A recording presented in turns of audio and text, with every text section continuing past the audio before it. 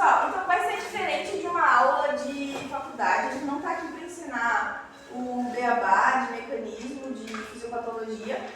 Eu quis focar no que muda a capacidade de vocês de tomar a conduta que vai prevenir o paciente de perder músculo, né? Então, músculo no caso é miocárdio. Dor torácica, o que você precisa saber para não perder um infarto? Aula interativa. Para quem não me conhece, meu nome é Janaína, eu sou cardiologista e intensivista e vamos começar. Um quebra-gelo, então. Quem preocupa mais? A dona Maria, que tem 42 anos, uma dor precordial, intensa e contada e piora com a respiração. Ou então o seu José de 34 anos, dor em aperto no peito, iniciada ao caminhar e aliviada em repouso. Acabei de lembrar de desligar a música. Quem que vocês avaliariam primeiro? Seu José. Apesar de ele ter uma idade mais jovem e que se você for pensar em probabilidade pré-teste de doença arterial coronária, ele tem uma dor que tem características que te chamam atenção para a angina, certo? Então, características de dor fazem com que você já direcione o pensamento para uma dor que preocupa ou uma dor que pode esperar um pouquinho mais. Então, qual avalia primeiro? Seu José. Pessoal, então esse é o eletro da Dona Maria, do caso ali anterior. A Dona Maria tem esse eletro que chama atenção por o quê? Na ordem a gente vai avaliar o eletro. Primeiro, eu tenho que ter o nome do paciente, data, hora e assinado pelo técnico que fez. Sempre. Segundo lugar, você vai para as padronizações. Tem que estar com amplitude e velocidade. 10 milímetros com 25 por segundo também. Então, você bate o olho e você vai olhar ritmo. O ritmo tem uma P para cada QRS e sinusão. Em seguida, você vai procurar bloqueios. Não vejo um bloqueio, bato primeiro o olho em V1. Próximo passo, desnivelamentos de intervalos e ondas. O que a gente tem aqui? Em D1, D2, V4, V5, chama atenção para alguma coisa. No entanto, se vocês olharem o segmento, mas bem dizendo, o intervalo PR, ele também tem um desnivelamento. Consegue perceber? Então, a gente tem sim um eletro que tem supra, ele é discreto, mas ele tem infra de PR. Infra de PR com supra difuso, vai ver que tem paredes aleatórias, né? Não parece ter uma parede só com supra GC. Com infra de PR e pericardite, tá? Só para fazer mais uma ilustração, esse também é um eletro de um paciente que tinha uma pericardite. Tem supra que eu consigo enxergar em D2. Para a gente não forçar muito a amizade, V5 e V6, certo? Então, não é exatamente parede lateral alta, não é exatamente parede inferior, mas o infra de PR também está ali. Vocês conseguem enxergar? Então, a linha de base, pessoal, é a linha que está entre a onda T e a onda P. Essa é a linha de base do seu eletro. O PR está abaixo disso, principalmente se vocês forem prestar atenção aqui em D2, se vocês forem olhar aqui em V5, percebe? Linha de base, infra abaixo disso, o PR abaixo disso, beleza? Então, o que pode causar dor torácica na emergência?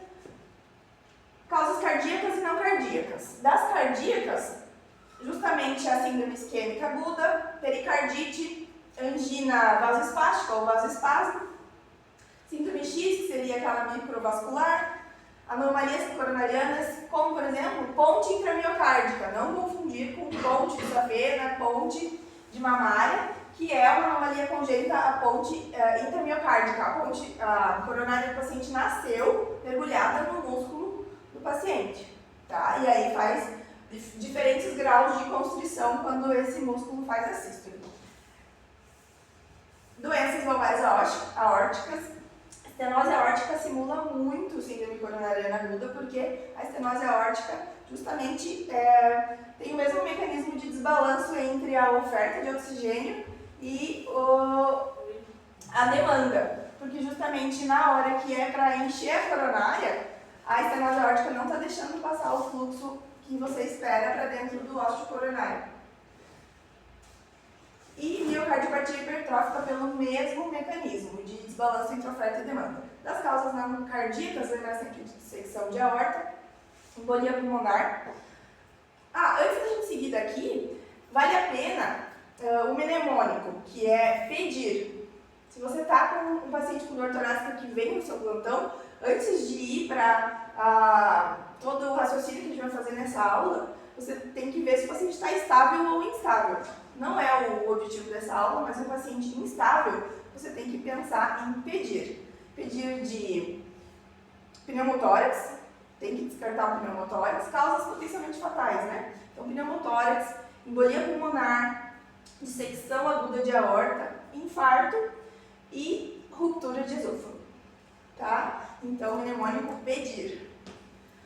Aí, causas não potencialmente fatais, músculo esquelética, uma costochondrite, mas que você vai ter características na anamnese, exame físico diferente, então reprodutivo, a palpação, na costochondrite, pleural, pneumotórax, derrame pleural, esofágicas, como eu falei, a ruptura, doença de refluxo, a síndrome de Boerhaave, que é aquela ruptura espontânea com aumentos de pressão intraesofágica contra a glote fechada, e causas biliares, gástricas, e a famosa psicogênica em crises de ansiedade e transtorno de pânico. Então, mas é muito diagnóstico diferencial. Como é que eu diferencio? Caprichar sempre mais em história e exame físico. Porque à medida que você entende quais são os diagnósticos que você está tentando descartar, você vai ser muito melhor na sua história e na sua avaliação clínica e exame físico com mais efetividade. Então, para você tentar direcionar essa anamnese que você vai usar para conseguir direcionar esses diagnósticos e descartar as causas potencialmente fatais. Por exemplo, nas cardíacas, síndrome coronária aguda, a dor que vocês já sabem é opressiva, irradia, tem sudorese, que são os sinais autonômicos. Na dissecção aórtica, tentar descartar aquela dor que irradia para o dorso, a alteração de pulsos entre os dois membros. Não leva nem um segundo, gente, pra você botar os dedos ali nos pulsos do paciente e ver se está simétrico ou não. Pedir para a enfermagem apear no membro contralateral do que eles tinham medido antes. E o pericardite, uma dor que é pleurítica, melhora na posição sentada com o tórax inclinado para frente. Também vai ser nessa posição que você vai colocar o estetoscópio, você vai escutar atrito pericárdio com som de couro novo. Então aproveita, se você está ali nessa posição inclina, melhorou, não melhorou, tem o ruído da pericardite. No caso de embolia pulmonar, dispneia súbita, com a característica de ser associada à respiração. No pneumotórax, a dor súbita, a ausência de MV. Se for gastrointestinal, aquela dor que vem depois da refeição, é muito mais queimação. Às vezes a paciente aponta com o dedo, localiza muito melhor do que a dor de isquemia, que é muito mais difusa. Dor localizada, palpação para costochondrite. Então, é dessa forma que você vai localizar vai direcionar o seu histórico e exame clínico para diferenciar. Pessoal, então quem ainda não escaneia ali um QR Code para a gente fazer um quiz rapidinho.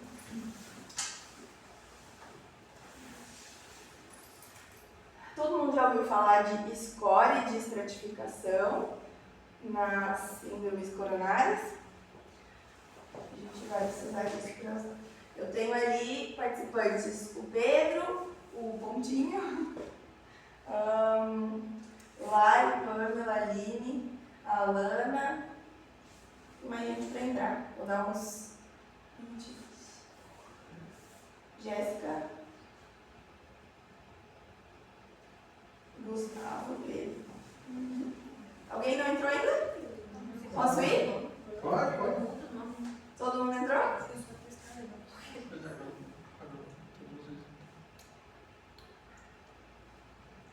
É verdadeiro ou falso, tá? O score Heart ajuda a definir conduta em pacientes com dor torácica e eletro sem alterações.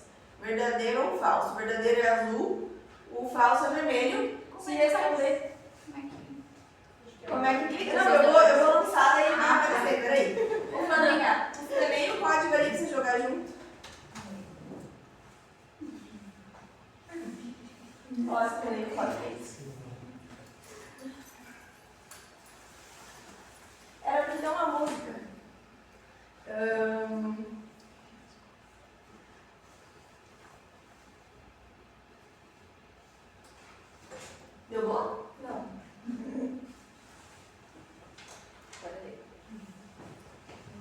Vermelho é verdadeiro, o falso é azul. Agora vai ser na velocidade do dedo, né? Porque todo mundo já tem tempo de pensar. Quem responder mais rápido ganha mais pontos, tá? Tem pódio depois. Avançar. Verdadeiro é azul, falso é vermelho. E eu respondi errado. Eu também. Eu fiz verdadeiro no vermelho. Eu também. Entendeu? Você tá certo. Não sei o que eu apertei. Mas eu perdi. Verdadeiro ou falso? No infarto com supra de parede inferior, devemos sempre investigar a parede direita com derivações V3R e V4R. Uma pergunta, sempre qualquer eletro, ele quer dizer sempre. Sempre que você tiver infarto de parede inferior. Ah, tá. Eu não vi o parede inferior.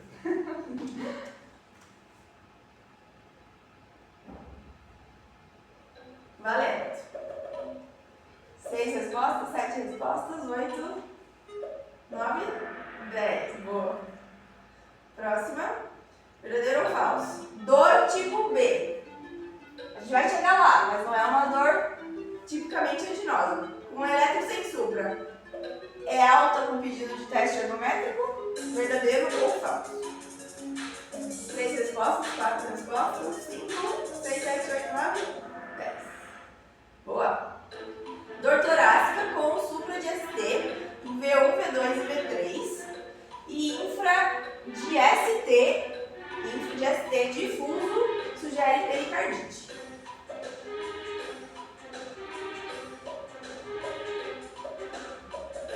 Infra de ST. Os caras são as melhores de vocês. Verdadeiro ou falso? Eu acho que é a última questão. Dor torácica tipo C, aqui é provavelmente não anginosa, a gente vai chegar lá também. Com probabilidade pré-teste baixa de DAC. Sugere investigar diagnóstico alternativo? Verdadeiro ou falso? Uma dor provavelmente não anginosa, com probabilidade pré-teste baixa para DAC. Devo investigar diagnóstico alternativo? 10 respostas, boa. Beleza. Vamos ver o pódio. Foi teste de velocidade de dedo, não me disseram. Parabéns! Quem será?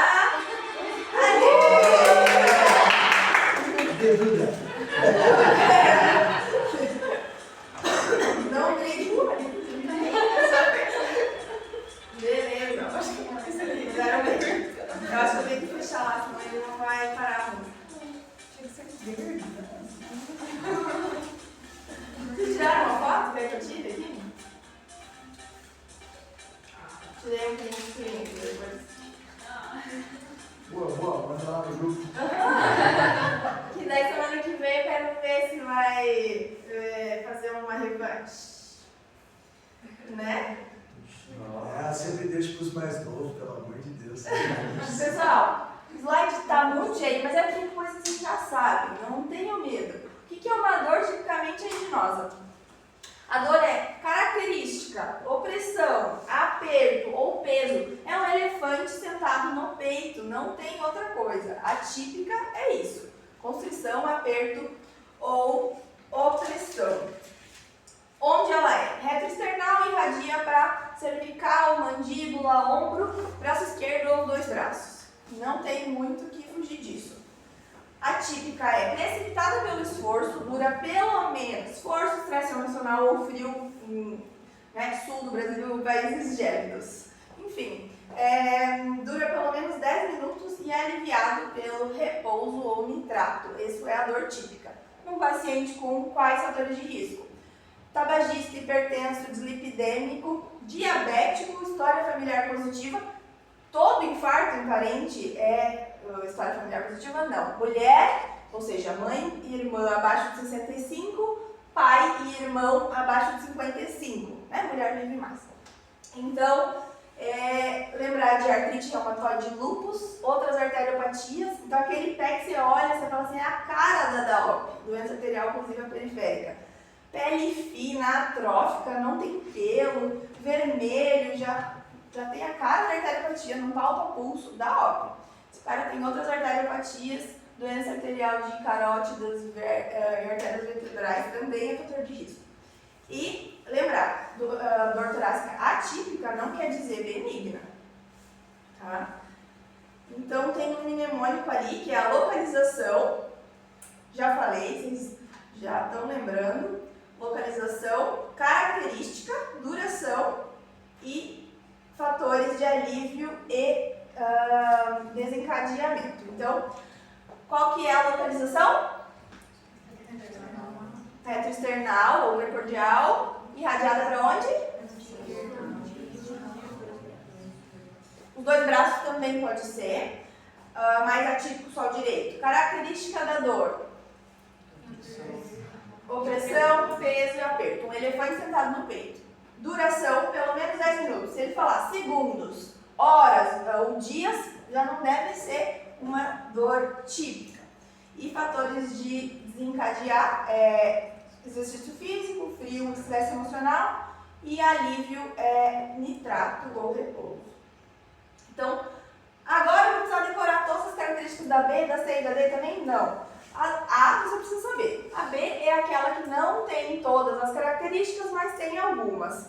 A C tem uma característica e não tem a maior parte delas. E a D pode ser inclusive sem dor torácica. Mas ela é alta probabilidade, ela é baixa probabilidade obrigatoriamente de DAC? Não, porque um paciente sem dor torácica pode vir para o pronto-socorro por síncope, dispneia e ainda assim está infartado. Até 30% tem essa manifestação, principalmente mulher e diabética, que tem toda a desregulação autonômica.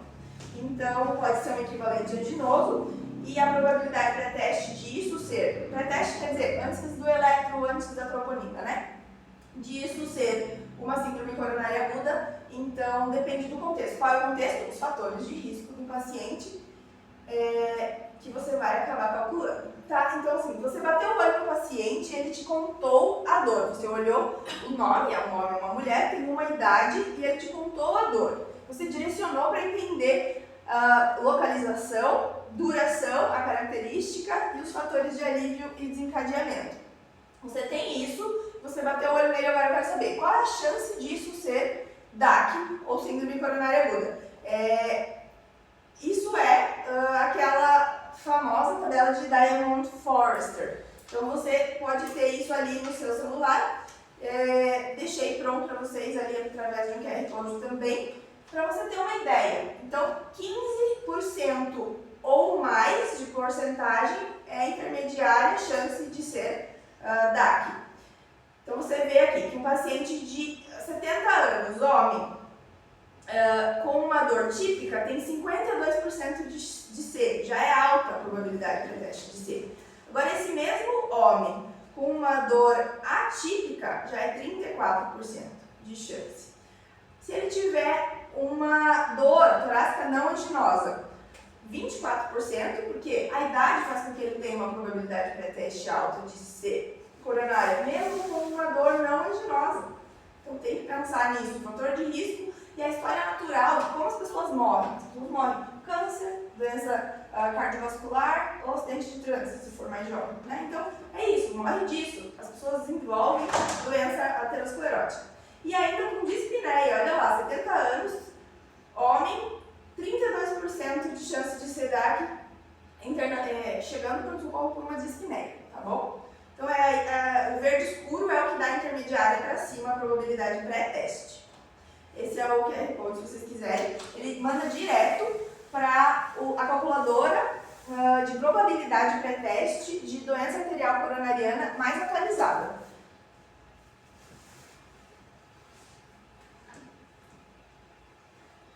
Acima de 15, 50%, então intermediária e depois alta. Eu tentei identificar qual era o fluxograma que estivesse mais perto da nossa realidade. A gente vai ter um monte de fluxogramas maravilhosos em inglês e super novos, mas que vai falar para fazer ultrassom intracoronário através do cateterismo. Gente, nada a ver com o que a gente tem disponível. Vamos tentar focar no que a gente tem aqui. Então, vamos aos extremos do fluxograma para já diminuir o medo dele. Dor torácica na emergência. classificou em dor tipo A, B, C ou D. Ficou fácil. Avaliação clínica com exame físico. O eletro, a gente vai ter que trabalhar isso aqui embaixo, mas ele vai ter que começar a ser feito mais cedo, certo? 10 minutos é o ideal. Um paciente que chega no Einstein com dor no peito, ele não faz ficha, gente. Ele não pega o nome dele. Ele vai pro eletro, depois ele vai para a recepção. Tá entendendo? Porque aí tem lá alguém que está disponível para olhar o eletro. Se ele tiver soprado, ele vai fazer ficha enquanto tromboliza. Tá entendendo? Porque tempo é músculo. Então, isso é o que diz essa primeira rota desse fluxograma. Eletro com supra ou um BRE, presumivelmente novo, ou que você bateu o olho e falou assim, não, esse cara já tinha BRE, eu sei porque eu atendi ele um mês atrás e anotei a evolução, eu apliquei os Garmossa, os critérios, e é um supra em cima do BRE. Então, vai para reperfusão. Aqui, gente, exceto se o SAMU estiver terminando de deixar um paciente na UTI e falar assim, eu levo ele para a MAFA. Exceto isso, você tromboliza na hora, tá bom? É assim que a gente faz. Tromboliza e manda também para cateterismo o mais cedo possível. Tá, vou pular aqui para dor torácica tipo D. Por quê? Porque a gente quer se livrar do que é mais simples, certo? Qual é o paciente que você vai mandar para casa? É o paciente que tem a dor torácica tipo D. Você fez a estratificação e ele tem uma probabilidade de DAC baixa. Aqui você já pode estar usando tanto aquela probabilidade pré-teste, que você avaliou antes de fazer o eletroenzima, né? E aqui nesse paciente você não vai fazer enzima, quanto você poderia usar, por exemplo, um hard score. Porque o hard score foi feito para ser usado em dor torácica na emergência, diferente do Grace e do TIMI, que é para quem já teve síndrome coronária aguda diagnosticada, TIMI inclusive feito para quem já fez até CAPT. Tá bom? Então, dá para aplicar o hard score e aí 0 a 3 casa, né? Se você achou assim que não tem uma explicação melhor para essa dor dele, que seja, é refluxo, é costocondrite, é pânico, então vale a pena o teste ergométrico ambulatorial, ele vai marcar ou pela médico prévio, ou vai marcar pelo SUS e vai esperar, mas ele vai fazer e vai levar para o médico do posto dele, tá bom? Um desencargo de consciência se você estiver pouco disposto a correr riscos do tipo processos, tá bom? Então, dor torácica tipo C. A gente agora já está falando de uma dor que não é aquela definitivamente não anginosa, é uma provavelmente não anginosa. Ela pode ter uma das características da dor típica. Beleza? Então, dor torácica tipo C. Você foi lá, fez a probabilidade pré-teste desse paciente e deu baixa. Dor tipo C com probabilidade baixa de DAC, mesma coisa. Mesma coisa que eu falei para D. Beleza? Trata o que for de diagnóstico diferencial que você fez, trata o refluxo, trata o pânico, trata para o paciente, né, ser acolhido, resolver o problema que trouxe ele a pronto-socorro, mas do ponto de vista de síndrome coronária, está resolvido. Já se o paciente tem uma dor torácica tipo C, mas você fez a probabilidade por score e deu intermediária ou alta, ele vai entrar em protocolo de dor torácica, tá? Mas é dor tipo C. Gente, mas lembra, aquele idosinho, 70 anos, pode ser até uma dispneia, pode ser uma dor não anginosa. Ele tem muita chance de ter, certo? Então, colocou no hard score, depois de você já ter visto a probabilidade pré-teste, já fez ali o primeiro eletro, não está soprado, mas fez o hard, deu 4 para cima, protocolo de dor torácica. Tá bom? Agora, chegamos numa parte ali, então, que fica o paciente, de novo, um pouquinho mais grave. Se você fez um eletro, ele não é um eletro normal, ele é um eletro isquêmico. O que é um eletro isquêmico? As ondas T invertidas, o infra de ST, a gente vai ter ali em outros padrões também, aquela onda T hiperaguda que a Jéssica tinha no paciente do consultório hoje, tá? Então, começou a pensar já, né, num paciente que tem um eletro um pouquinho mais sugestivo de síndrome coronária aguda. O paciente Já no exame físico, pode chegar com sinais de uma complicação dessa síndrome coronária aguda. Por exemplo, o cara pode estar infartado e já está com congestão pulmonar, está crepitando, ou o cara já veio ali com uma história isquêmica mais longa e aí já estava também com espinéia paroxística noturna, edema de membros inferiores, pode estar fazendo uma insuficiência cardíaca aguda, inclusive, só crepita, está mal perfundido, então trata. Não tem uma hipótese melhor para a dor torácica dele, trata. Você vai fazer o tratamento de síndrome coronária aguda, a gente vai chegar aí. E aí, então, uma dor torácica tipo A, definitivamente anginosa, ou B, provavelmente anginosa. Se você tiver probabilidade de dar intermediária ou alta, não está errado você, caso esteja no seu hospital de residência médica que tem cateterismo do lado, ir lá pegar o hemodinamicista e falar assim: tio, vamos fazer o CAT agora. Ele fez lá a agenda do dia dele todinha dos cateterismos, está quase indo para casa, mas sobrou um tempinho, vamos fazer o cateterismo. Não está errado, tá bom? É uma dor tipo A e a probabilidade de pré-teste e do hard score é intermediária alta. Não é o caso aqui, mas a gente pode considerar de colocar já no CISREG, já vai pedir vaga, eu acho que esse cara pode complicar, entende? Tem justificativa para isso. Mas nossa realidade seria dor torácica tipo A ou B, fez a probabilidade de pré-teste, fez a probabilidade de pré-teste antes dos exames, a hard score depois. Eu estou falando hard, mas vocês sabem que vocês podem usar o Grace também, né? A gente já vai falar de números, tá? Probabilidade intermediária ou alta, ou baixa, que seja, o paciente tem dor tipo A ou tipo B, você não tem uma hipótese melhor para essa dor torácica. Protocolo de dor torácica. O que vai ser o protocolo de dor torácica neste serviço? Ele vai internar e vai ficar monitorizando e vai fazer eletro. Você já imprime lá 3 pedidos de eletro. O de agora, que ela já deve ter rodado, mas enfim, se não fez ainda, faz o de agora. O daqui a 3 horas, você olhou no relógio, agora é meio-dia. Pede o das 3 horas, pede o das 6 horas e o das 9 horas. É isso. E mais a troca de agora e daqui a 2 horas. Porque acho que vocês me contem da realidade do laboratório. Não chega a sair troponina antes de 1 hora? Tá? Então poderia ser com 0 e 1 hora. Entre 1 e 3 horas na segunda troca. Beleza? Segunda troponina negativa, dá pra... Hoje em dia a gente já sabe. A chance desse paciente nos próximos 30 dias ter ou infarto, ou precisar do cateterismo, ou morte súbita cardíaca, chegar próximo a 0. Daria para liberar. Mas esse cara deveria ir para uma investigação adicional ambulatorial. No caso, se ele não tiver um bloqueio de ramo esquerdo, pode ser ergométrico. Se ele não anda, é um vozinho, não tem condição, tá aqui no hospital fazendo um mutirão de cirurgia de joelho, quadril, não vai dar para ergométrico. Aí prova funcional. Ou cintilografia de perfusão miocárdica, ou ecocardiograma com estresse. A gente já fala um pouquinho mais deles, tá?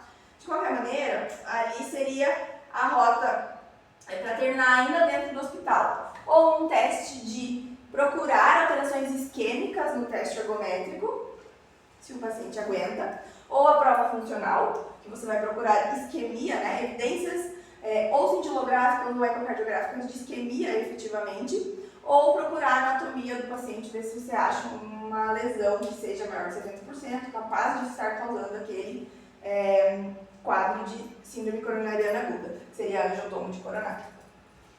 Nada desses exames disponível aqui, a gente vai para o teste ergométrico ambulatorial, ou CBRE, capacidade de andar na esteira, ecocardio com estresse ou cíntilo e alta. Para resumir, eletro e tropo normais, fez o hard score, 0 a 3, é baixa probabilidade, vai para, pode ser o Grace também, abaixo de 109, vai para alta precoce seguro, tá? Não custa nada fazer o pedido do teste ergométrico para casa, vocês vão estar mais respaldados de processos, tá bom? Exceto se você tem uma causa muito evidente, aí você fala assim, não, tudo bem, eu fiz o protocolo de dor torácica, mas no meio do caminho eu descobri que era tal outra coisa. Não tem problema nenhum em fazer isso, vocês vão estar muito mais seguros do que fazendo diferente disso. Agora, eletrotropo normais.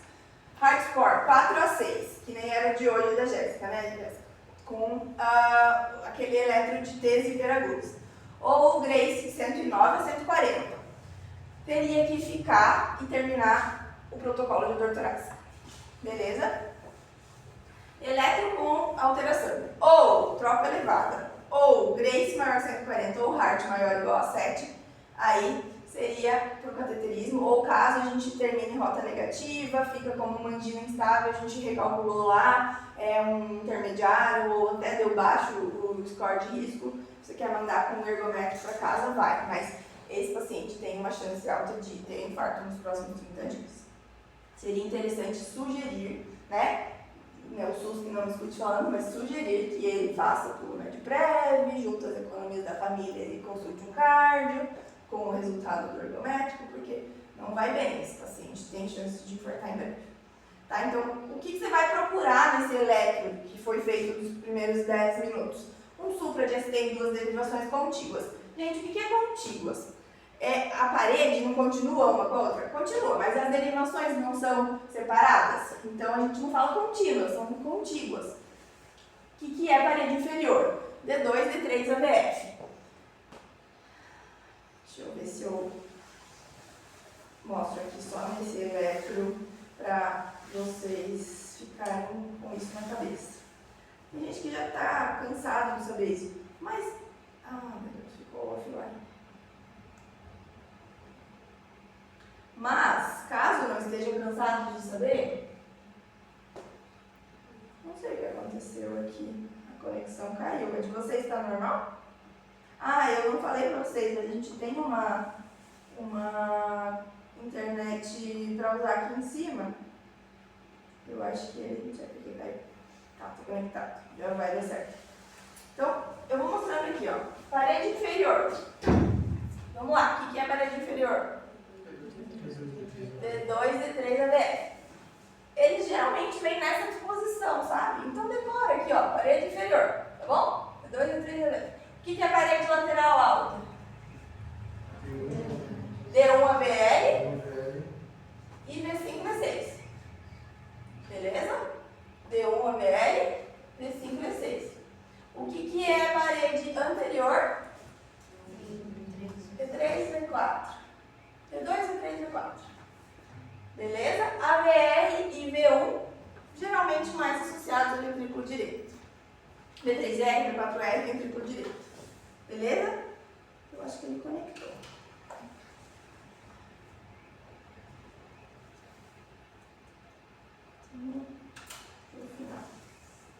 Então, olhou esse primeiro eletro, procurou supra de ST em 2 derivações contíguas, procurou elevação de AVR com intradifuso, vai ter ali o eletro que vai mostrar. Infra em todas as derivações, um AVR com supra. Gente, isso é perigosíssimo. Corram, tem que tratar como se fosse um infarto anterior externo. BRE é novo ou bloqueio de ramo intermitente. Inversão de T em precordiais. Vamos falar a verdade, BRE, você nunca sabe se o cara tem ou não tem. Gente, na dúvida, considere como se fosse. Se o cara tem a dor, tá sudoreico, tá com tudo, tem orelha de coelho, rabo de coelho, pelo de coelho, pula igual coelho, você vai falar assim, acho que a BRE é velho, não deixa quieto. Por favor! Não, né, gente? Então vamos lá. Eletro normal não exclui síndrome coronariana aguda, repete com 15 a 30 minutos e a cada 3 horas. Por que 15 a 30 minutos? Isso é uma recomendação de diretrizes novas. Porque o paciente com dor, ele tende a ter alterações bem precoces quando ele chega na emergência. Pode perguntar, né? Daí eu trombolizo, um sintoma, ou eu pestropo? Não, daí você tromboliza, porque é um supra. Mas se você tiver dúvida, me liga que você sabe que eu respondo. Tá bom? Porque a gente pode aplicar a moça correndo e define. Não tem. Isso aqui não parece um supra em cima de um BRE. Parece que é um BRE mesmo. Tá bom? Mas pode me ligar, tá bom? Então, ó, vamos imaginar, você tá lá no plantão, veio o seu Carlos, tem 62 anos, hipertenso, fumante, o pai dele fez ponte de safena com 55 anos. Ai, será que é a história familiar de precoce? E ele tá hipertenso, tem dor em aperto no peito iniciada em repouso 40 minutos. O que você faz agora? Alternativa A, medica para hipertensão e pede eletro e manda o paciente ficar na sala de medicação para reavaliar após atender algumas fichas verdes. Eu sei o que vocês fazem. Letra B, pede eletro e fica do lado olhando o resultado. Letra C, pede um raio-x de tórax e medica para hipertensão. Resposta correta B. Pede eletro e fica do lado olhando o resultado. Ai, mas tem muita verde. Pelo amor de Deus, gente. Verde é porque não é perigoso. Não vai morrer um paciente disso. Então, o que vocês têm que fazer? Tem que atender a ficha verde? Tem, mas depois que o cara estiver recebendo o trombolítico. Se a enfermeira estiver do lado olhando, se ele não vai sangrar por todos os buracos. Tá bom?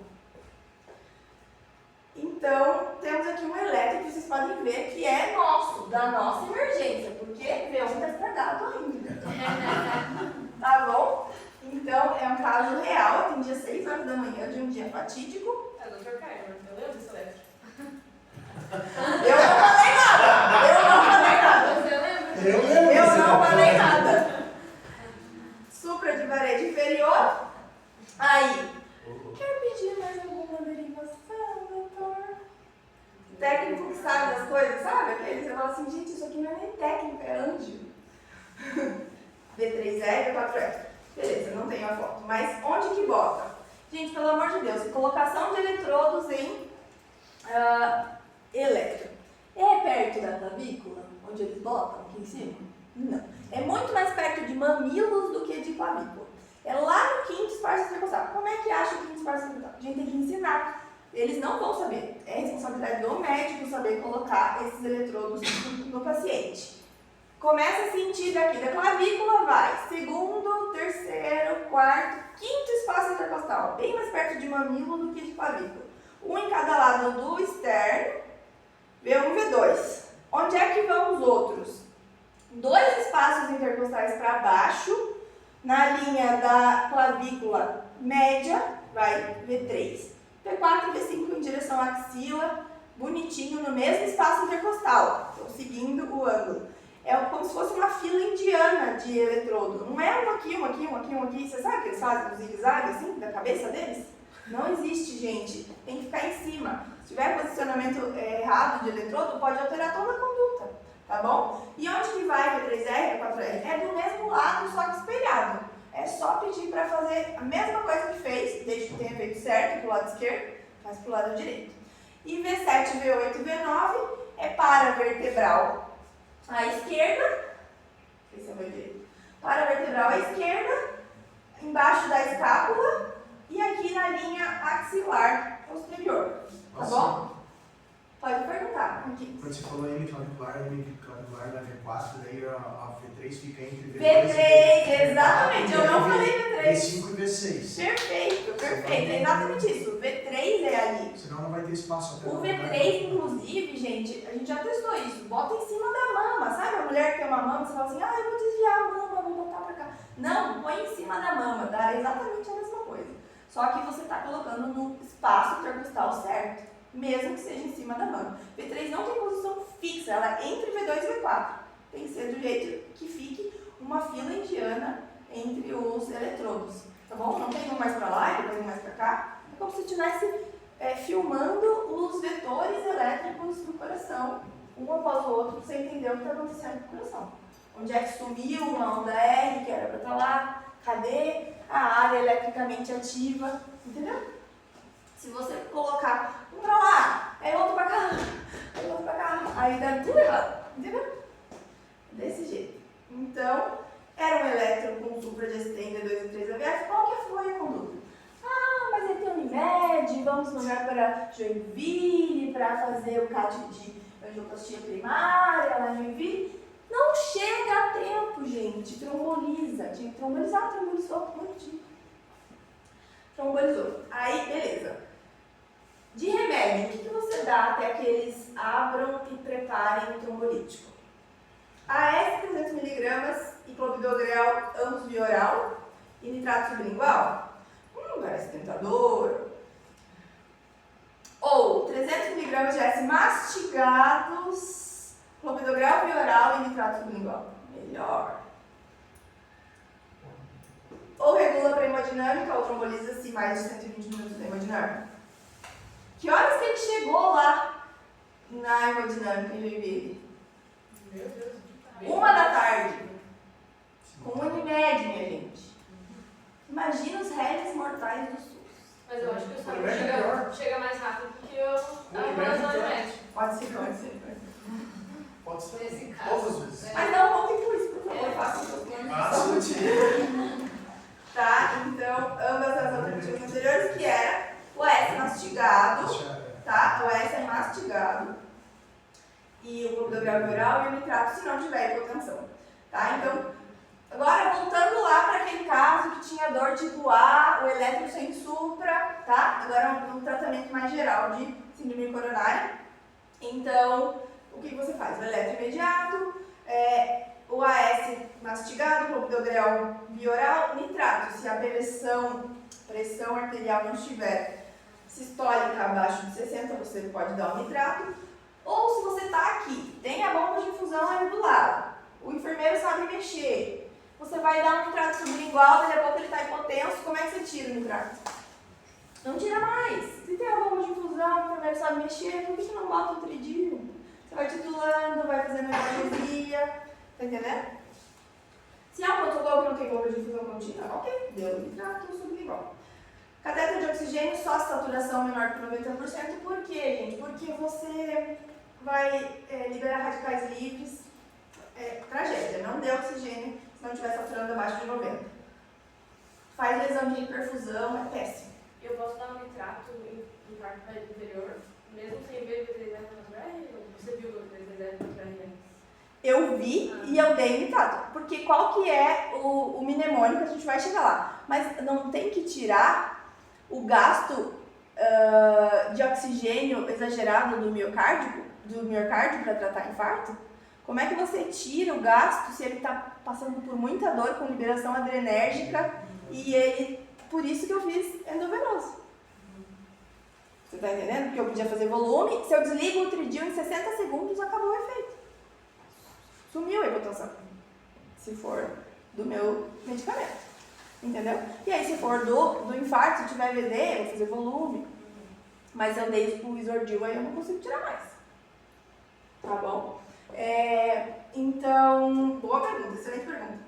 Beta-bloqueador é a mesma coisa. Você vai fazer, mas você vai com medo. Só que faz parte do tratamento. Você tem que tirar o gasto desse miocárdio. Você quer diminuir a demanda do miocárdio. Então, você tem que fazer ele bater mais devagar, com menos força. E é assim que você vai fazer, exceto se você já estiver com 40 de frequência cardíaca, você não vai dar beta-bloqueador. Hipotenso também, você vai com muita calma, provavelmente não vai dar beta-bloqueador. Se tiver com supra, tromboliza, e se chegar até 120 minutos, regula para unidade termodinâmica. Quais que são aqueles padrões de eletro de alto risco que a gente tem que considerar como se fosse supra? O Evans é essa T bifásica, que faz plus-minus. Também é outro nome do Wesley.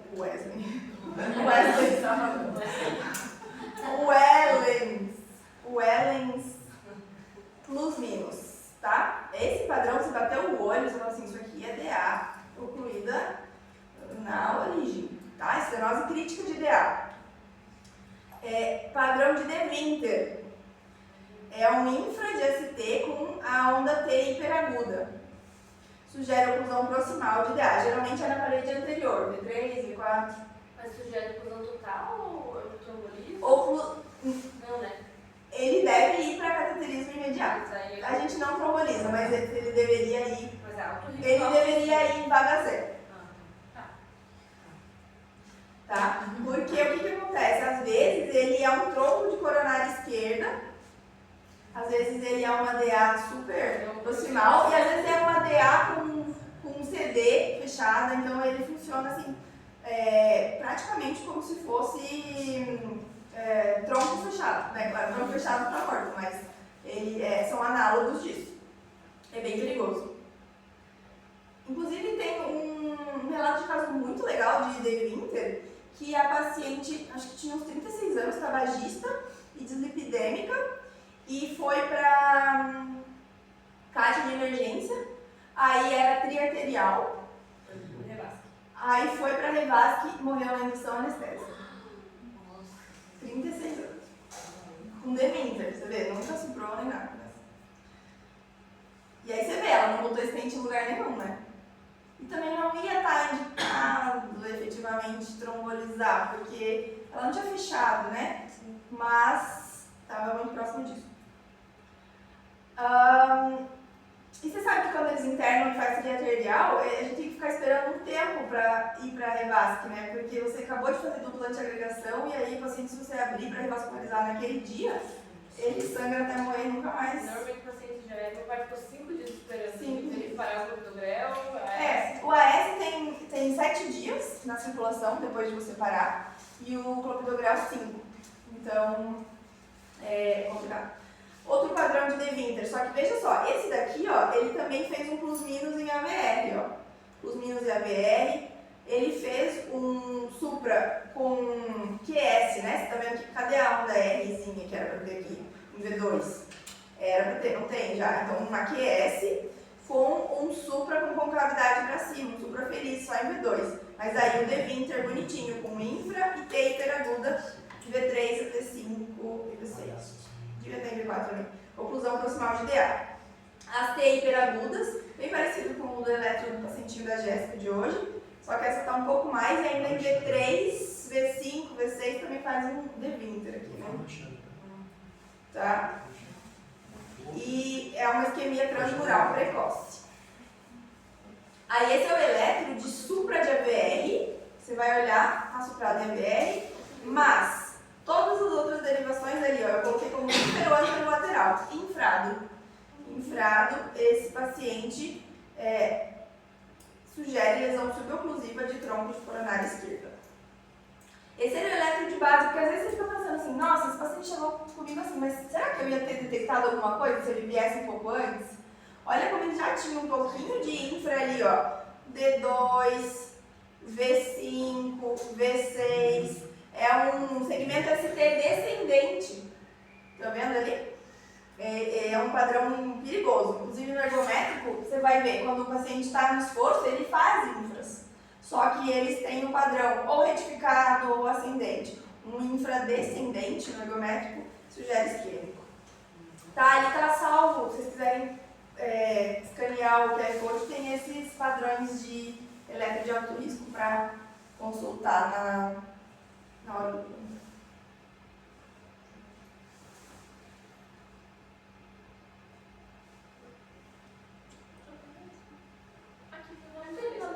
Não apareceu? Eu acho que tá só os tópicos, mas tem o outro QR Code com as fotos deles. Eu vou mandar pra vocês pro grupo, então tem as fotos. Acho que esse tá só o texto deles. Isso. Pelo nome. Tá. Então uma curiosidade antes do slide final. Vocês já ouviram essa frase? Não é mais forte que sobrevive, nem o mais inteligente, mas o que melhor se adapta às mudanças. Aí o pessoal fala assim, é uma frase de Darwin. Apesar de capturar bem o espírito da teoria da evolução, Darwin nunca escreveu exatamente isso. A frase parece ter sido popularizada por Leon C. Magnuson, professor de administração, ao interpretar o pensamento de Darwin em termos organizacionais. Adapta é importante. E MI, de Myocardial Infarction, é o mnemônico da atualidade para tratamento de infarto. Como é que você vai tratar infarto? Primeira coisa, qual que é o mecanismo? Ou rompeu a placa e não está chegando bem o oxigênio, ou por algum outro motivo tem desbalanço entre oferta e demanda de oxigênio para esse miocárdio, certo? Então, a gente tem o AS. Ah, mas é só AS de antiagregação plaquetária? Não, dupla. Então, AD, AS, mas não é só AS, é dupla. Então, clopidogrel, que a gente vai ter disponível aqui. Anticoagulação plena, faz 30 mg de enox-EV e mais 1 mg por quilo subcutâneo de 12 em 12. Acima de 150 kg, tem evidência de sangramento maior, talvez devesse ficar ali com 120, 2 de 60 e vida que segue. Pain control. Gente, tem que tirar a descarga adrenérgica desse paciente. Então, como é que você faz controle de dor? Morfina. Gente, por isso que é o mnemônico Adapt-MI agora. Porque antigamente era Mona, Monaeb, Monabish. Morfina atrasa o esvaziamento gástrico e vai atrapalhar a absorção do clopidogrel, que ia salvar essa coronária. Então, não faz morfina de cara. Não deve fazer mais morfina de cara. É para dor intensa e refratária ao nitrato. Tá bom? E o nitrato, como é que você pode fazer? Você pode fazer isordil agora, daqui a 5 minutos faz mais um, daqui a 5 minutos faz mais um, faz uns 3, não ficou legal, então pode fazer a sua morfininha, tá bom? Mas se puder evitar, melhor ainda. Terapia de reperfusão. O legal da bomba de infusão é isso, né? Você vai subindinho, subindinho. Ficou sem dor? Mantém nessa dose, tá bom? Beleza? Pain control. Então, A de AS, D de dupla antiagregação, A de anticoagulação, P de pain control, T de terapia de reperfusão. Tem que abrir a artéria. Você vai abrir ou trombolizando ou indo para a caixa de emergência com angioplastia primária. No nosso caso, os dois. Medicações adjuvantes. Você vai dar um IECA, que vai diminuir o gasto energético, porque você vai tirar a pós-carga do ventrículo esquerdo, você vai diminuir um pouquinho a pressão arterial, faz toda aquela redução do sistema renina-angiotensina. Você tem que entender que você vai estar gerando o melhor desfecho para esse paciente. IECA, se couber, nem que seja um quarto de comprimido de 10, tá? Isso tem evidência de benefício. O beta-block, o IECA e a estatina. Em muitos anos a gente já sabe que tem melhora nos desfechos, tá bom? Então tem indicação de dar estatina. Faz lá uma civastatina 40, enalapril que seja um quarto de comprimido e um beta-block, dosezinha baixa se você estiver precisando realmente diminuir a taquicardia do paciente. Pode usar um metoprolol IV, não pode correr em menos de 30 minutos, a chance de choque cardiogênico é grande. Se correr rápido, pode fazer um metoprolol via oral, o que vocês tiverem disponíveis ali. E intervenção de suporte é o paciente que estiver instável, você vai dar oxigênio se precisa, se estiver saturando menos de 90, se estiver hipotenso, vai fazer noradrenalina, se tiver, se não for infarto PD, que precisa de volume, se tiver com sinais de baixo débito cardíaco e tirando a pós-carga não ajudou a desenvolver o débito cardíaco, então dou multa, o manejo hemodinâmico necessário. Adapt-MI é o mnemônico, pode perguntar. Duas dúvidas em relação à questão da oxigenoterapia. Só vai fazer se a saturação cair? Só se tiver abaixo de 90. Melhor se não, as evidências. Falta de oxigênio. Não, as evidências é de que faz liberação de formas reativas de oxigênio. Você dá oxigênio se o paciente não tiver hipoxêmico, e nesse caso 90% é suficiente para ele, então você deve evitar essas lesões de reperfusão com oxigênio em qualquer paciente que tenha saturação acima de 90%. Está proscrito oxigênio se o paciente satura 90 ou mais. E outras formas de analgesia? Outras formas de analgesia. Nitrato e morfina?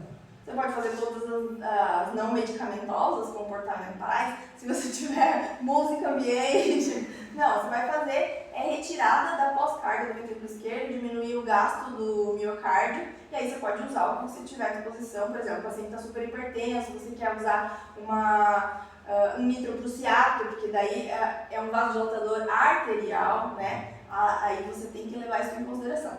O tridil é um vasodilatador coronariano, venoso, né, e pulmonar, então ele não faz grandes benefícios em um hipertenso muito forte.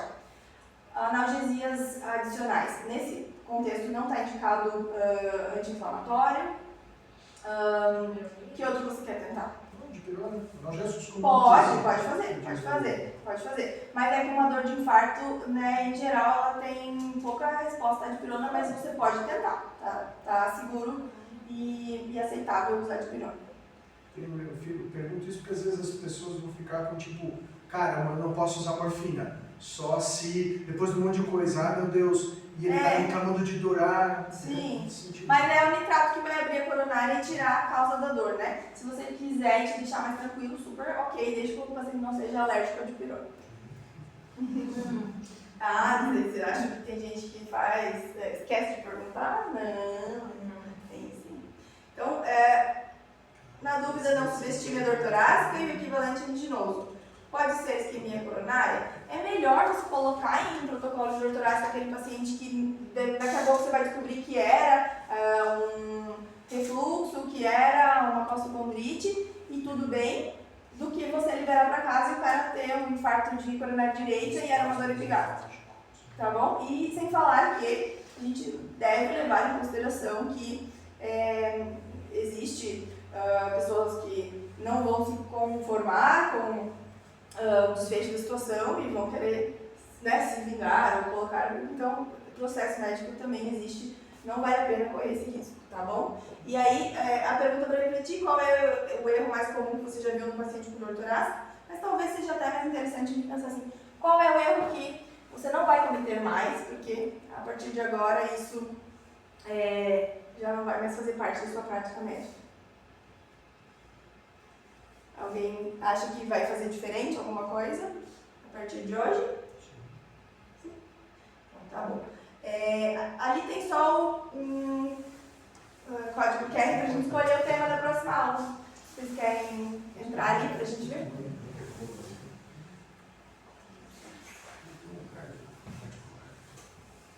Eu provavelmente estendi além do que eu tinha planejado. No treino foram 44 minutos. Mas acho que 57. Desculpa, gente.